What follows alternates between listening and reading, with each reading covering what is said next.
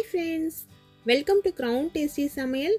இப்போ நீங்கள் பார்த்துட்ருக்கிறது எலுமிச்சை உப்பு ஊறுகாய்.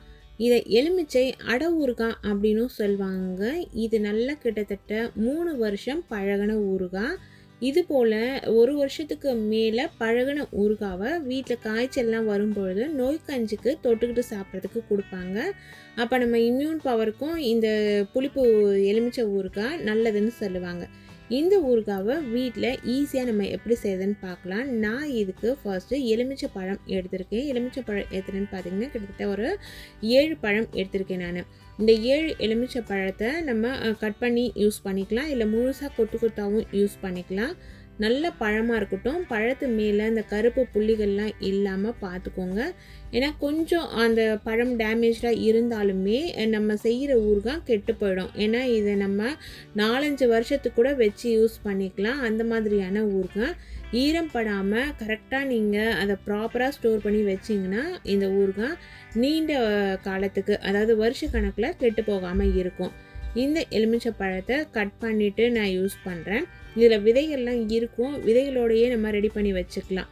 ஃபஸ்ட்டு கட் பண்ணிவிட்டு இது போல் நீங்கள் இன்னொரு சைடு கட் பண்ணி, இது சுத்தமாக பிரியக்கூடாது. ஆனால் அதில் இருக்க அந்த ஜூஸ் நமக்கு வெளியே வர அளவுக்கு இருக்கணும். அதனால் மாற்றி மாற்றி டைரக்ஷனை கட் பண்ணி வச்சுக்கோங்க. நீங்கள் கொத்தனால கட் பண்ணிங்கன்னா அந்த பிரிவு இருக்குது பார்த்தீங்களா, எலுமிச்சை பழத்தோட பிரிவு, அதுக்குள்ளற வரைக்கும் நமக்கு உப்பு ஊறாது, லேட் ஆகும் ஊறுறதுக்கு. அதனால இந்த மெத்தடை நீங்கள் கட் பண்ணிக்கிட்டிங்கன்னா எல்லா பக்கமுமே உப்பு ரொம்ப ஈஸியாக ஊறும். ஊறுகாவை பொறுத்த வரைக்கும் கல்லுப்பு யூஸ் பண்ணுறது ரொம்பவே நல்லது. கல்லுப்பு இருந்ததுன்னா கல்லுப்பு மட்டுமே யூஸ் பண்ணுங்கள். கல்லுப்பு இல்லாத பட்சத்தில் நீங்கள் டேபிள் சால்ட்டு யூஸ் பண்ணிக்கோங்க.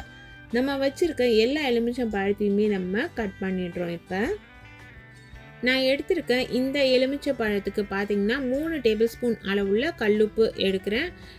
கல்லுப்போட அளவு 3 டேபிள் ஸ்பூன் அளவு வரைக்கும் கூட நம்ம யூஸ் பண்ணிக்கலாம். எலுமிச்சை பழத்தோட புளிப்புக்கு ஏற்ற மாதிரி தான் நம்ம சேர்க்குற உப்போட அளவு சேஞ்ச் ஆகும். இப்போது இந்த ஓப்பன் இருக்குது இல்லைங்களா, அதில் உப்பை வச்சு நம்ம அழுத்தணும். எல்லா பக்கமுமே நம்ம கட் கொடுத்துருக்கோம் இல்லைங்களா, அந்த கட் கொடுத்த எல்லா பக்கமுமே உப்பை உள்ளே வச்சு நல்லா அழுத்தி விடணும். இது போல் செய்யும் பொழுது எலுமிச்சை பழத்தில் ஈரம்லாம் இல்லாமல் பார்த்துக்கோங்க. ஈரம் படாமல் நம்ம செஞ்சுக்கலாம். சப்போஸ் ஈரம் பட்டிருக்கு, ஈரம் இருக்குன்னா நல்ல வெயிலில் காய வச்சு நீங்கள் ஸ்டோர் பண்ணி வச்சுக்கிட்டிங்கன்னா கெட்டு போகாமல் இருக்கும். ஃபர்ஸ்ட்டு நம்ம செய்யும் பொழுது ஈரம்லாம் இல்லாமல் பார்த்துக்கோங்க. ஏன்னா நம்ம அதுக்கப்புறம் இதில் தண்ணி சேர்ப்போம். அந்த தண்ணி நல்லா கொதிக்க வச்ச தண்ணி சேர்ப்போம். நம்ம வச்சுருந்த எல்லா எலுமிச்சம் பழத்துலையுமே உப்பு அடைச்சி வச்சாச்சு. இப்போ இதை ஒரு பாத்திரத்தில் எடுத்து சேர்க்க போகிறோம். நான் இன்றைக்கி ஸ்டீல் பாத்திரம் தான் எடுத்திருக்கேன். ஆனால் ஊறுகாவை பொறுத்த வரைக்கும் ஸ்டீல் பாத்திரமோ பிளாஸ்டிக் பாத்திரமோ யூஸ் பண்ணக்கூடாது. கண்ணாடி இல்லை பீங்கான் பாத்திரங்கள் தான் யூஸ் பண்ணணும். செராமிக் பாத்திரங்கள் இருந்ததுன்னா யூஸ் பண்ணிக்கலாம். கண்ணாடி பாத்திரமும் பெஸ்ட்டான ஒன்று. ஸ்டோர் பண்ணி வைக்கிறது நான் கண்ணாடி பாட்டிலில் தான் ஸ்டோர் பண்ணி வச்சேன். அதை உங்களுக்கு ஏற்கனவே காமிச்சேன். இப்போ பாருங்கள், இதில் இந்த எலுமிச்சம்பழம் எல்லாத்தையுமே சேர்த்தாச்சு. இப்போது இது நல்லா அந்த சாரெல்லாம் சேர்ந்து ஊறி சாஃப்டாக வரணுன்றதுக்காக நல்லா கொதிக்க வச்ச தண்ணி இதில் 1/2 லிட்டர் அளவுக்கு சேர்க்குறேன். நல்லா சூடாக தண்ணி நல்லா கொதிக்க இருக்கணும். சலசலன்னு கொதித்த தண்ணியை இதில் சேர்த்துருங்க. அப்படியே தட்டு போட்டு மூடி ஒரு 2 நாளைக்கு இது ஊறட்டும். 2 நாள் கழிச்சிட்டு இதை நம்ம வெயிலில் காய வைக்கணுங்க. இது போல் செய்யும் பொழுது இது நல்லா சாஃப்டாக ஊறி இந்த ஊறுகாய் நல்லா நமக்கு ரெடி ஆகிட்டு வரும். தோல்லாம் நல்லா சாஃப்டாகவே நமக்கு இருக்கும். இல்லைன்னா தோல் ரஃப்பாக இருக்கும் ஊறுகாய் நம்ம யூஸ் பண்ணும் பொழுது. வெயிலில் வைக்கும் பொழுது இது போல் மேலே ஒரு ஓட்டையாக இருக்க ஸ்டெய்னரை நீங்கள் சேர்த்து மூடி வைக்கலாம். அப்படின்னா வெள்ளை துணி இது மேலே கட்டி வைக்கலாம். அதே போல் நீங்கள் பாத்திரம் இதே பாத்திரத்தையே ரெகுலராக யூஸ் பண்ணாதீங்க. வேறு ஒரு பாத்திரம் 2 நாளைக்கு ஒரு தடவை இதே போல் வேறு ஒரு பவுலில் சேஞ்ச் பண்ணிவிட்டு ஒவ்வொரு நாளும் துணி கட்டி வெயிலில் காய வைங்க.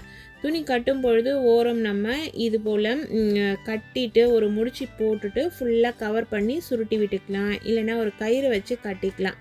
இது போல் செய்கிறதுனால வெளியில் இருக்க தூசி எதுவுமே நம்ம ஊறுகாயில் படாது. இது நல்ல கலர் மாறி இந்த தண்ணியெல்லாம் சுருங்கி வர வரைக்கும் வெயிலில் நல்லாவே காய வச்சு எடுத்துக்கணும்.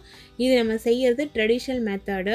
நீங்கள் காய வைக்கிறதுக்கு வேறு ஏதாவது நியூ மெத்தட்லாம் ஃபாலோ பண்ணிங்கன்னா நீங்கள் அதை ஃபாலோ பண்ணிக்கோங்க. ஆனால் சன்லைட்டில் இந்த ஊறுகாய் நல்லாவே காயணுங்க.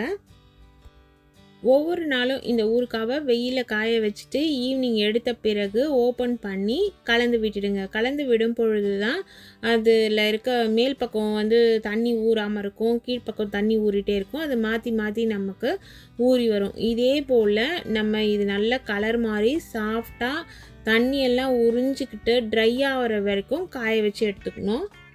கிட்டத்தட்ட 10 நாள் காய்ஞ்ச பிறகு இந்த ஊறுகாய் இது போல் நமக்கு ரெடி ஆகிடுங்க. இது போல் ரெடியான பிறகு இதை ஒரு கிளாஸ் பாட்டிலில் சேர்த்துட்டு இந்த தண்ணியோடையே சேர்த்து வச்சுக்கோங்க. இந்த தண்ணியில் இருந்த ஜெம்ஸ் எல்லாமே நமக்கு சன்னில் ட்ரை ஆகிட்டு இருக்கும். இந்தளவு தண்ணியோடு நம்ம சேர்த்து வைக்கும் பொழுது ஊறுகாய் கெட்டு போகாது.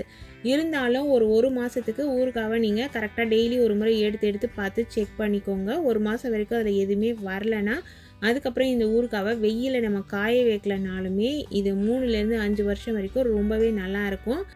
சாதாரணமாக இந்த ஊறுகாவை நம்ம ரச சாதம், தயிர் சாதம், சாம்பார் சாதம், குழம்பு சாதம்னு நமக்கு எதுக்கு தேவைப்படுதோ அதுக்கு தொட்டுட்டு சாப்பிட்லாம். சிலர் இதை பிரியாணி கூட தொட்டுட்டு சாப்பிடுவாங்க. இந்த ஊறுகாவை நீங்கள் தாளிச்சும் யூஸ் பண்ணிக்கலாம். அப்படி இல்லை நீங்கள் இது இப்படியே வச்சிங்கன்னா காய்ச்சல் வரும்பொழுது பார்லி கஞ்சி, நொய் கஞ்சி இது போல் கஞ்சிகளுக்கெல்லாம் சைட் டிஷ்ஷாக தொட்டுட்டு சாப்பிட்டாலும் நம்ம உடம்புக்கு ரொம்ப நல்லதுங்க. இது கிட்டத்தட்ட 3 வருஷத்துக்கு மேலே பழகின ஊறுகாய் தான் இது. இது போல் கலர் சேஞ்ச் ஆகிடும். இன்னும் கொஞ்சம் 1 வருஷம் ஆயிடுச்சுன்னா கண்ணாடி மாதிரியே இது ஃபார்ம் ஆகிடும். சின்ன வயசுலலாம் நான் இந்த ஊறுகாவை கண்ணாடி ஊறுகாய் அப்படின்னு சொல்லி தான் கேட்பேன். நீங்களும் இந்த ட்ரெடிஷ்னல் ரெசிபியை உங்கள் வீட்டில் செஞ்சு ஸ்டோர் பண்ணி வச்சு யூஸ் பண்ணுங்கள். Thank you friends.